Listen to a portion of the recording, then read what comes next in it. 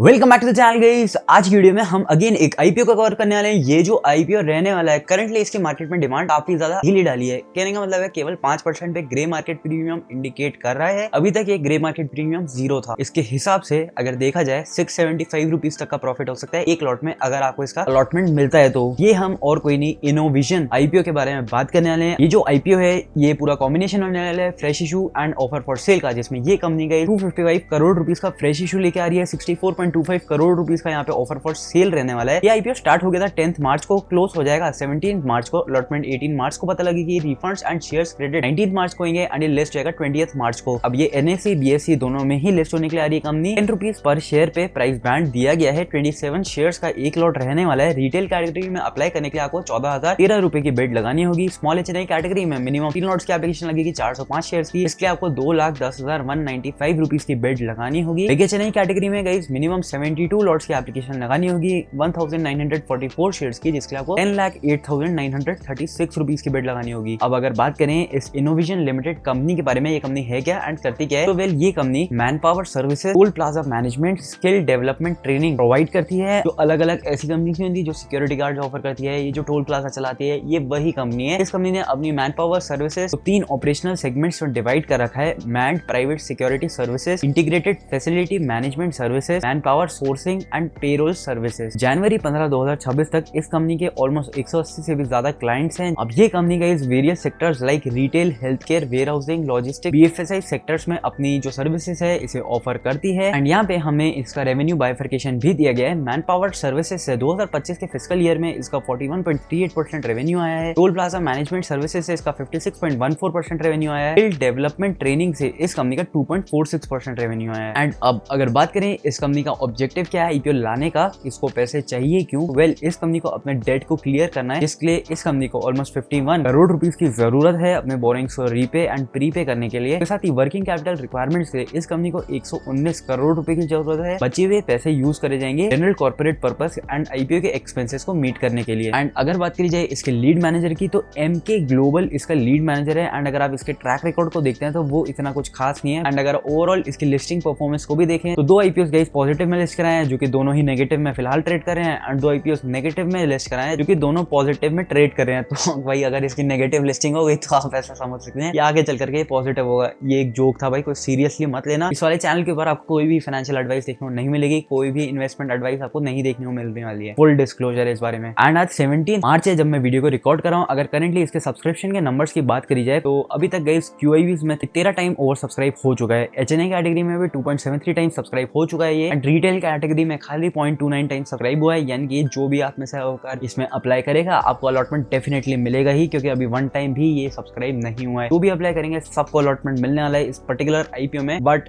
At the end अब इसके financials को भी हम एक बार देख लेते हैं। अगेन जैसे मैंने बोला भाई, अभी तक जो भी मैंने आपको बताया ये किसी भी तरीके से कोई भी एडवाइस नहीं है। 2023 के साल में इस कंपनी का 257.62 करोड़ पे रेवेन्यू था एंड इसका पैट केवल 8.88 था। 2024 में 512 करोड़ पे रेवेन्यू पहुंच गया। 2025 में 895 करोड़ पे रेवेन्यू पहुंचा हुआ है। एंड जो इसका 2025 का पैट है ये केवल 29 करोड़ है। अगर आप इसके पैट मार्जिन को देखते हैं तो ये केवल 3.25% है। तो अब इतने कम पैट मार्जिन के साथ क्या ये बिजनेस सस्टेन कर पाएगा इन फ्यूचर? अगर ऐसे बिजनेसेस में कोई भी प्रॉब्लम आती है तो इतने कम पैट वाले बिजनेस ना चाहते हुए भी काफी ज्यादा लॉस में चले जा सकते हैं। जैसे कि इस पर्टिकुलर सेक्टर की सबसे बड़ी कंपनी जिसे इसने अपना पीयर भी आइडेंटिफाई कर रखा है, ये एसआईएस लिमिटेड है। एंड इस कंपनी के आपने मोस्ट प्रोबेबली भाई काफी सारी जगहों में सिक्योरिटी गार्ड देखे ही होंगे। ये भी बिल्कुल सेम सर्विसेज ही प्रोवाइड करती है। बट इस कंपनी का टीटीएम बेस 2026 के फाइनेंशियल ईयर में गाइस ये कंपनी ऑलमोस्ट 200 करोड़ का लॉस रिपोर्ट करने वाली है। तो अब क्या आप ऐसे सेक्टर में इन्वेस्ट करना चाहोगे जिसमें सबसे बड़ी कंपनी ही काफी ज्यादा घट रही है? तो भाई मैं तो ऐसी कंपनी से फिलहाल दूर ही रहना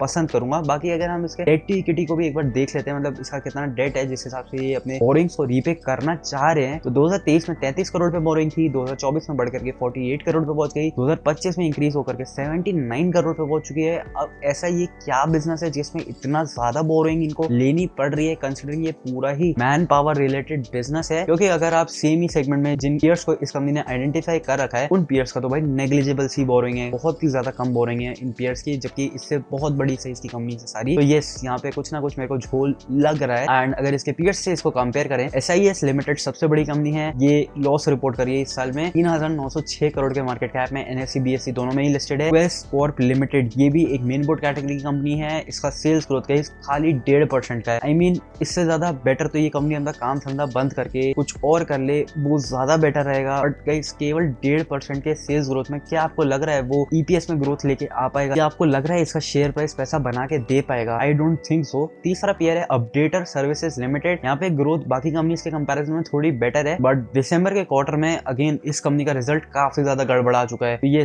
ऐसी कंपनीज में भी क्या इन्वेस्ट करा जाना चाहिए भाई पता नहीं मेरे को। आई थिंक ऐसी कंपनी से भाई काफी ज्यादा दूर रहना चाहिए। क्रिस्टल इंटीग्रेटेड सर्विसेज लिमिटेड ये इसकी चौथी पेयर है जो 769 करोड़ के मार्केट कैप पे फिलहाल ट्रेड करी है। इसका सेल्स ग्रोथ भी काफी अच्छा है बाकी सारे पेयर्स के कंपैरिजन में, बट इसके भी फाइनेंशियल्स को अगर हम एक बार देखें तो ये कंपनी भाई काफी बेटर परफॉर्म करी है बाकी कंपनीज के कंपैरिजन में। एंड विद मोर रेवेन्यू ये काफी कम मार्केट कैप में अवेलेबल है इनोविजन लिमिटेड के कंपैरिजन में। भाई बहुत फर्क है दोनों कंपनीज में। एंड नेक्स्ट कंपनी आती है हाईवे इंफ्रास्ट्रक्चर लिमिटेड। ये 350 करोड़ के मार्केट कैप में है। सेल्स ग्रोथ यहाँ पे भी भाई कुछ भी नहीं है। तो ये EPS लगातार क्वार्टरली बेसिस में इस कंपनी का घटे ही जा रहा है। तो भाई ऐसे सेक्टर में क्यों इन्वेस्ट करना है? मेरे हिसाब से ऐसी टाइप की कंपनीज इस इंडस्ट्री की कंपनी से आपको दूर रहना चाहिए। मार्केट में इतनी सारी कंपनीज हैं जो कि बहुत अच्छी स्पीड से अपने सेल्स को ग्रो कर पा रही हैं, उसके साथ ही उन्हें ऑपरेटिंग लेवरेज भी मिल रहा है, उनका प्रॉफिट ग्रोथ भी काफी जबरदस्त है। ऐसी कंपनीज में इन्वेस्ट ना कर करके ऐसी कंपनीज में डालना पैसा बहुत ज्यादा बेवकूफी हो सकती है। मैं पर्सनली इस पर्टिकुलर IPO को स्किप करने वाला हूँ। इसमें मैं बिल्कुल भी इंटरेस्ट नहीं ले रहा हूँ एंड आपको भी इसी चीज की एडवाइस दूंगा। हालांकि ये कोई एडवाइस वाली वीडियो नहीं है, बट येस इसमें इन्वेस्ट मत करना, काफी बेवकूफी हो सकती है। आपको अलॉटमेंट 100% मिल जाएगा क्योंकि सब्सक्रिप्शन के नंबर्स कुछ भी नहीं है यहाँ पे। एंड मोस्ट प्रॉब्ली भाई इसमें अप्लाई करने के बाद आप फंस सकते हो। बाकी ये मेरा पर्सनल ओपिनियन है एंड इस वाली वीडियो के लिए इतना ही। वीडियो को पसंद आई हो वीडियो को जरूर से लाइक कर देना, चैनल को कर देना सब्सक्राइब। मिलता हूँ बहुत जल्दी एक और न्यू वीडियो के साथ। Till then bye guys.